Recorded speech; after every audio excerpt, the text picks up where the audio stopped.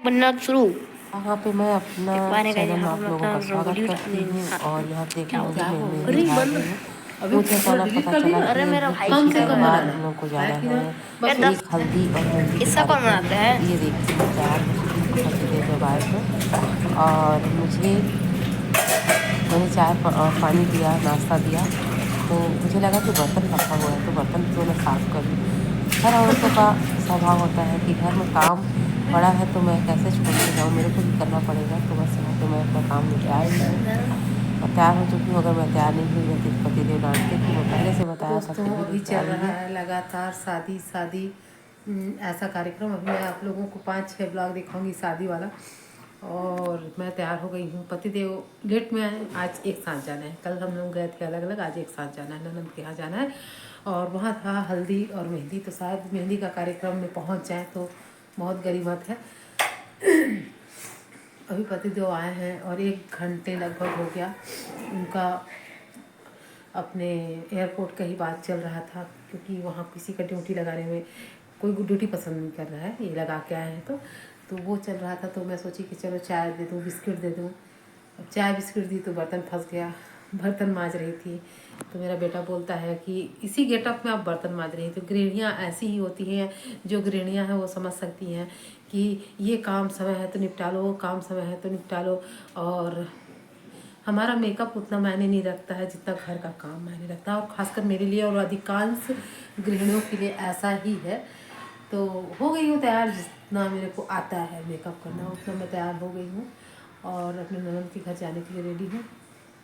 मीठी भी तैयार हो गई है और कल का ही कपड़ा पहन के रखी है, मैं बस साड़ी चेंज की हूँ। उसको तबीयत ठीक नहीं है। अभी पतिदेव फ्रेश हो रहे हैं, नहा रहे हैं, फिर कार पहुँचेंगे।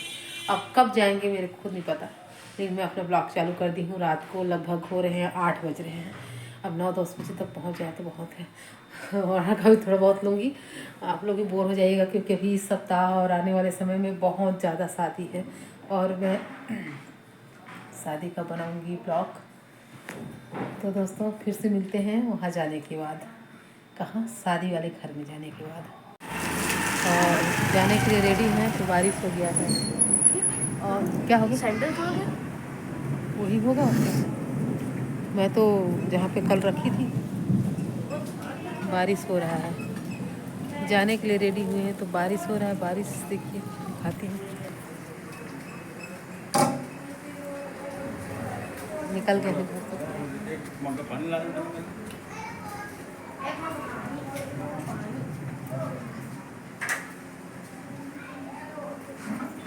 कार गंदा है, ओवर काम होने की वजह से टेंशन। मिला बेटा मीठी?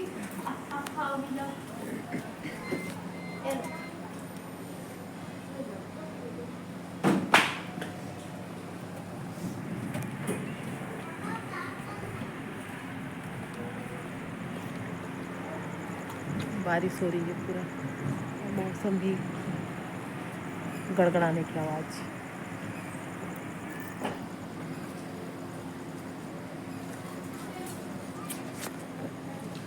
बंद कर दे जल्दी से उसको।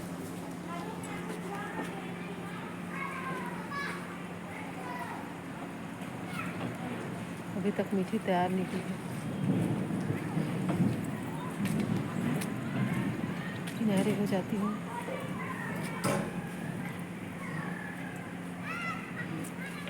पता नहीं कब तैयार होंगे, कब जाएंगे, बोल भी नहीं सकते। हम तैयार नहीं हुए रहते हैं तो चिल्लाने लग जाते हैं। और अभी अपना तैयार नहीं हुए हैं। इस गाड़ी की सफाई चल रही है।